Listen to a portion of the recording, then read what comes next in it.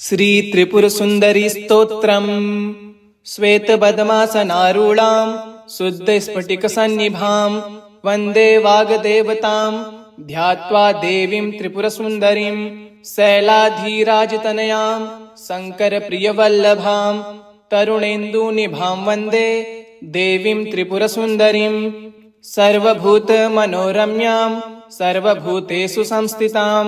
सर्वसम्पत्करीं वन्दे देवीं त्रिपुरसुन्दरीं पद्मालयां पद्महस्तां पद्मसम्भवसेवितां पद्मरागनिभां वन्दे देवीं त्रिपुरसुन्दरीं पञ्चबाणधनुर्बाण पाशाकुशधरां शुभां पञ्चब्रह्ममयीं वन्दे देवीं त्रिपुरसुन्दरीं षट्पुण्डरीकनिलयां षडाननसुतामिमां षट्कोणान्तः स्थितां वन्दे देवीं त्रिपुरसुन्दरीं हरार्धभागनिलया माम्बां द्रिसुतां मृडां हरिप्रियानुजां वन्दे देवीं त्रिपुरसुन्दरीं अष्टैश्वर्यप्रदा माम्बाष्टदिक्पालसेविताम् अष्टमूर्तिमयी वन्दे देवीं त्रिपुरसुन्दरीं नवमाणिक्यमुकुटां नवनाथसुपूजितां नवयौनसौभाग्यां वन्दे त्रिपुरसुन्दरीं काञ्चीवासमनोरम्यां काञ्चीधाम विभूषितां काञ्चीपुरीश्वरीं वन्दे देवीं त्रिपुरसुन्दरीं श्वेतपद्मासनारूढां शुद्धस्फटिकसन्निभां वन्दे वाग्देवतां ध्यात्वा देवीं त्रिपुरसुन्दरीं शैलाधिराजतनयां शङ्करप्रियवल्लभां तरुणेन्दुनिभां वन्दे देवीं त्रिपुरसुन्दरीं सर्वभूतमनोरम्यां सर्वभूतेषु संस्थितां सर्वसम्पत्करीं वन्दे देवीं त्रिपुरसुन्दरीं पद्मालयां पद्महस्तां पद्मसम्भवसेवितां पद्मरागनिभां वन्दे देवीं त्रिपुरसुन्दरीं पञ्चबाणधनुर्बाण पाशाकुशधरां शुभां पञ्चब्रह्ममयीं वन्दे देवीं त्रिपुरसुन्दरीं षट्पुण्डरीकनिलयां षडाननसुतामिमां षट्कोणान्तः स्थितां वन्दे देवीं त्रिपुरसुन्दरीं हरार्धभागनिलया माम्बां द्रिसुतां मृडां हरिप्रियानुजां वन्दे देवीं त्रिपुरसुन्दरीं अष्टैश्वर्यप्रदा माम्बाष्टदिक्पालसेविताम् अष्टमूर्तिमयी वन्दे देवीं त्रिपुरसुन्दरीं नवमाणिक्यमुकुटां नवनाथसुपूजितां नवयौनसौभाग्यां वन्दे त्रिपुरसुन्दरीं काञ्चीवासमनोरम्यां काञ्चीधाम विभूषितां काञ्चीपुरीश्वरीं वन्दे देवीं त्रिपुरसुन्दरीं श्वेतपद्मासनारूढां शुद्धस्फटिकसन्निभां वन्दे वाग्देवतां ध्यात्वा देवीं त्रिपुरसुन्दरीं शैलाधिराजतनयां शङ्करप्रियवल्लभां तरुणेन्दुनिभां वन्दे देवीं त्रिपुरसुन्दरीं सर्वभूतमनोरम्यां सर्वभूतेषु संस्थितां सर्वसम्पत्करीं वन्दे देवीं त्रिपुरसुन्दरीं पद्मालयां पद्महस्तां पद्मसम्भवसेवितां पद्मरागनिभां वन्दे देवीं त्रिपुरसुन्दरीं पञ्चबाणधनुर्बाण पाशाकुशधरां शुभां पञ्चब्रह्ममयीं वन्दे देवीं त्रिपुरसुन्दरीं षट्पुण्डरीकनिलयां षडाननसुतामिमां षट्कोणान्तः स्थितां वन्दे देवीं त्रिपुरसुन्दरीं हरार्धभागनिलया माम्बां द्रिसुतां मृडां हरिप्रियानुजां वन्दे देवीं त्रिपुरसुन्दरीं अष्टैश्वर्यप्रदा माम्बाष्टदिक्पालसेवितां अष्टमूर्तिमयी वन्दे देवीं त्रिपुरसुन्दरीं नवमाणिक्यमुकुटां नवनाथसुपूजितां नवयौनसौभाग्यां वन्दे त्रिपुरसुन्दरीं काञ्चीवासमनोरम्यां काञ्चीधाम विभूषितां काञ्चीपुरीश्वरीं वन्दे देवीं त्रिपुरसुन्दरीं श्वेतपद्मासनारूढां शुद्धस्फटिकसन्निभां वन्दे वाग्देवतां ध्यात्वा देवीं त्रिपुरसुन्दरीं शैलाधिराजतनयां शङ्करप्रियवल्लभां तरुणेन्दुनिभां वन्दे देवीं त्रिपुरसुन्दरीं सर्वभूतमनोरम्यां सर्वभूतेषु संस्थितां सर्वसम्पत्करीं वन्दे देवीं त्रिपुरसुन्दरीं पद्मालयां पद्महस्तां पद्मसम्भवसेवितां पद्मरागनिभां वन्दे देवीं त्रिपुरसुन्दरीं पञ्चबाणधनुर्बाण पाशाकुशधरां शुभां पञ्चब्रह्ममयीं वन्दे देवीं त्रिपुरसुन्दरीं षट्पुण्डरीकनिलयां षडाननसुतामिमां षट्कोणान्तः स्थितां वन्दे देवीं त्रिपुरसुन्दरीं हरार्धभागनिलया माम्बां द्रिसुतां मृडां हरिप्रियानुजां वन्दे देवीं त्रिपुरसुन्दरीं अष्टैश्वर्यप्रदा माम्बाष्टदिक्पालसेवितां अष्टमूर्तिमयी वन्दे देवीं त्रिपुरसुन्दरीं नवमाणिक्यमुकुटां नवनाथसुपूजितां नवयौनसौभाग्यां वन्दे त्रिपुरसुन्दरीं काञ्चीवासमनोरम्यां काञ्चीधाम विभूषितां काञ्चीपुरीश्वरीं वन्दे देवीं त्रिपुरसुन्दरीं श्वेतपद्मासनारूढां शुद्धस्फटिकसन्निभां वन्दे वाग्देवतां ध्यात्वा देवीं त्रिपुरसुन्दरीं शैलाधिराजतनयां शङ्करप्रियवल्लभां तरुणेन्दुनिभां वन्दे देवीं त्रिपुरसुन्दरीं सर्वभूतमनोरम्यां सर्वभूतेषु संस्थितां सर्वसम्पत्करीं वन्दे देवीं त्रिपुरसुन्दरीं पद्मालयां पद्महस्तां पद्मसम्भवसेवितां पद्मरागनिभां वन्दे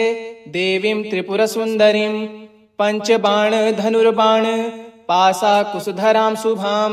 पञ्चब्रह्ममयीं वन्दे देवीं त्रिपुरसुन्दरीं षट्पुण्डरीकनिलयां षडाननसुतामिमां षट्कोणान्तः स्थितां वन्दे देवीं त्रिपुरसुन्दरीं हरार्धभागनिलया माम्बां द्रिसुतां मृडां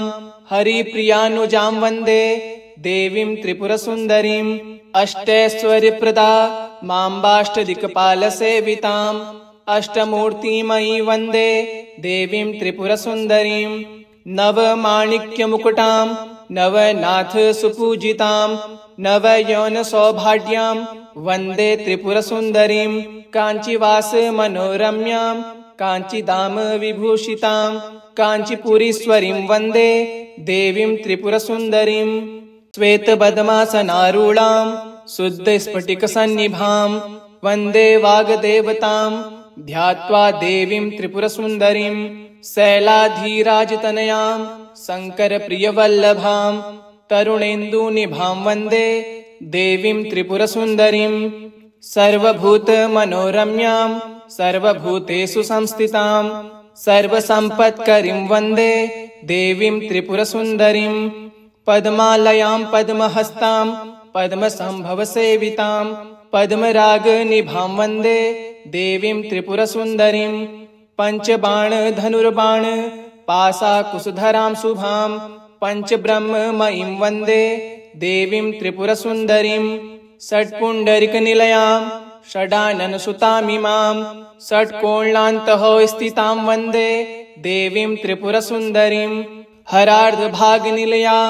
माम्बां द्रिसुतां मृडां हरिप्रियानुजां वन्दे देवीं त्रिपुरसुन्दरीं अष्टैश्वर्यप्रदा माम्बाष्टदिक्पालसेवितां अष्टमूर्तिमयी वन्दे देवीं त्रिपुरसुन्दरीं नवमाणिक्यमुकुटां नवनाथसुपूजितां नवयौनसौभाग्यां वन्दे त्रिपुरसुन्दरीं काञ्चीवासमनोरम्यां काञ्चीधाम विभूषितां काञ्चीपुरीश्वरीं वन्दे देवीं त्रिपुरसुन्दरीं श्वेतपद्मासनारूढां शुद्धस्फटिकसन्निभां वन्दे वाग्देवतां ध्यात्वा देवीं त्रिपुरसुन्दरीं शैलाधिराजतनयां शङ्करप्रियवल्लभां तरुणेन्दुनिभां वन्दे देवीं त्रिपुरसुन्दरीं सर्वभूतमनोरम्यां सर्वभूतेषु संस्थितां सर्वसम्पत्करीं वन्दे देवीं त्रिपुरसुन्दरीं पद्मालयां पद्महस्तां पद्मसम्भवसेवितां पद्मरागनिभां वन्दे देवीं त्रिपुरसुन्दरीं पञ्चबाणधनुर्बाण पाशाकुशधरां शुभां पञ्चब्रह्ममयीं वन्दे देवीं त्रिपुरसुन्दरीं षट्पुण्डरीकनिलयां षडाननसुतामिमां षट्कोणान्तः स्थितां वन्दे देवीं त्रिपुरसुन्दरीं हरार्धभागनिलया माम्बां द्रिसुतां मृडां हरिप्रियानुजां वन्दे देवीं त्रिपुरसुन्दरीं अष्टैश्वर्यप्रदा माम्बाष्टदिक्पालसेविताम् अष्टमूर्तिमयी वन्दे देवीं त्रिपुरसुन्दरीं नवमाणिक्यमुकुटां नवनाथसुपूजितां नवयौनसौभाग्यां वन्दे त्रिपुरसुन्दरीं काञ्चीवासमनोरम्यां काञ्चीधाम विभूषितां काञ्चीपुरीश्वरीं वन्दे देवीं त्रिपुरसुन्दरीं श्वेतपद्मासनारूढां शुद्धस्फटिकसन्निभां वन्दे वाग्देवतां ध्यात्वा देवीं त्रिपुरसुन्दरीं शैलाधिराजतनयां शङ्करप्रियवल्लभां तरुणेन्दुनिभां वन्दे देवीं त्रिपुरसुन्दरीं सर्वभूतमनोरम्यां सर्वभूतेषु संस्थितां सर्वसम्पत्करीं वन्दे देवीं त्रिपुरसुन्दरीं पद्मालयां पद्महस्तां पद्मसम्भवसेवितां पद्मरागनिभां वन्दे देवीं त्रिपुरसुन्दरीं पञ्चबाणधनुर्बाण पाशाकुशधरां शुभां पञ्चब्रह्ममयीं वन्दे देवीं त्रिपुरसुन्दरीं षट्पुण्डरीकनिलयां षडाननसुतामिमां षट्कोणान्तः स्थितां वन्दे देवीं त्रिपुरसुन्दरीं हरार्धभागनिलया माम्बां द्रिसुतां मृडां हरिप्रियानुजां वन्दे देवीं त्रिपुरसुन्दरीं अष्टैश्वर्यप्रदा माम्बाष्टदिक्पालसेविताम् अष्टमूर्तिमयी वन्दे देवीं त्रिपुरसुन्दरीं नवमाणिक्यमुकुटां नवनाथसुपूजितां नवयौनसौभाग्यां वन्दे त्रिपुरसुन्दरीं काञ्चीवासमनोरम्यां काञ्चीधाम विभूषितां काञ्चीपुरीश्वरीं वन्दे देवीं त्रिपुरसुन्दरीं श्वेतपद्मासनारूढां शुद्धस्फटिकसन्निभां वन्दे वाग्देवतां ध्यात्वा देवीं त्रिपुरसुन्दरीं शैलाधिराजतनयां शङ्करप्रियवल्लभां तरुणेन्दुनिभां वन्दे देवीं त्रिपुरसुन्दरीं सर्वभूतमनोरम्यां सर्वभूतेषु संस्थितां सर्वसम्पत्करीं वन्दे देवीं त्रिपुरसुन्दरीं पद्मालयां पद्महस्तां पद्मसम्भवसेवितां पद्मरागनिभां वन्दे देवीं त्रिपुरसुन्दरीं पञ्चबाणधनुर्बाण पाशाकुशधरां शुभां पञ्चब्रह्ममयीं वन्दे देवीं त्रिपुरसुन्दरीं षट्पुण्डरीकनिलयां षडाननसुतामिमां षट्कोणान्तः स्थितां वन्दे देवीं त्रिपुरसुन्दरीं हरार्धभागनिलया माम्बां द्रिसुतां मृडां हरिप्रियानुजां वन्दे देवीं त्रिपुरसुन्दरीं अष्टैश्वर्यप्रदा माम्बाष्टदिक्पालसेविताम् अष्टमूर्तिमयी वन्दे देवीं त्रिपुरसुन्दरीं नवमाणिक्यमुकुटां नवनाथसुपूजितां नवयौनसौभाग्यां वन्दे त्रिपुरसुन्दरीं काञ्चीवासमनोरम्यां काञ्चीधाम विभूषितां काञ्चीपुरीश्वरीं वन्दे देवीं त्रिपुरसुन्दरीं श्वेतपद्मासनारूढां शुद्धस्फटिकसन्निभां वन्दे वाग्देवतां ध्यात्वा देवीं त्रिपुरसुन्दरीं शैलाधिराजतनयां शङ्करप्रियवल्लभां तरुणेन्दुनिभां वन्दे देवीं त्रिपुरसुन्दरीं सर्वभूतमनोरम्यां सर्वभूतेषु संस्थितां सर्वसम्पत्करीं वन्दे देवीं त्रिपुरसुन्दरीं पद्मालयां पद्महस्तां पद्मसम्भवसेवितां पद्मरागनिभां वन्दे देवीं त्रिपुरसुन्दरीं पञ्चबाणधनुर्बाण पाशाकुशधरां शुभां पञ्चब्रह्ममयीं वन्दे देवीं त्रिपुरसुन्दरीं षट्पुण्डरीकनिलयां षडाननसुतामिमां षट्कोणान्तः स्थितां वन्दे देवीं त्रिपुरसुन्दरीं हरार्धभागनिलया माम्बां द्रिसुतां मृडां हरिप्रियानुजां वन्दे देवीं त्रिपुरसुन्दरीम् अष्टैश्वर्यप्रदा माम्बाष्टदिक्पालसेविताम् अष्टमूर्तिमयी वन्दे देवीं त्रिपुरसुन्दरीं नवमाणिक्यमुकुटां नवनाथ सुपूजितां नवयौनसौभाढ्यां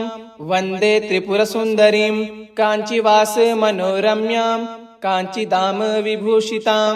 काञ्चीपुरीश्वरीं वन्दे देवीं त्रिपुरसुन्दरीं श्वेतपद्मासनारूढां शुद्धस्फटिकसन्निभां वन्दे वाग्देवतां ध्यात्वा देवीं त्रिपुरसुन्दरीं शैलाधिराजतनयां शङ्करप्रियवल्लभां तरुणेन्दुनिभां वन्दे देवीं त्रिपुरसुन्दरीं सर्वभूतमनोरम्यां सर्वभूतेषु संस्थितां सर्वसम्पत्करीं वन्दे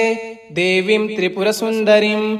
पद्मालयां पद्महस्तां पद्मसम्भवसेवितां पद्मरागनिभां वन्दे देवीं त्रिपुरसुन्दरीं पञ्चबाणधनुर्बाण पाशाकुशधरां शुभां पञ्चब्रह्ममयीं वन्दे देवीं त्रिपुरसुन्दरीं षट्पुण्डरीकनिलयां षडाननसुतामिमां षट्कोणान्तः स्थितां वन्दे देवीं त्रिपुरसुन्दरीं हरार्धभागनिलया माम्बां द्रिसुतां मृडां हरिप्रियानुजां वन्दे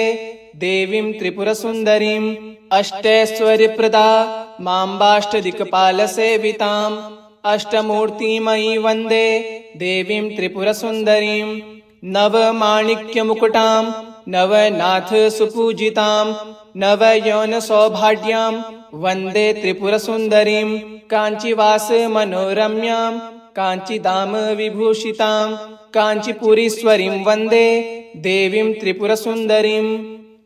इति श्रीदेवी त्रिपुरसुन्दरी स्तोत्रम् सम्पूर्णम्।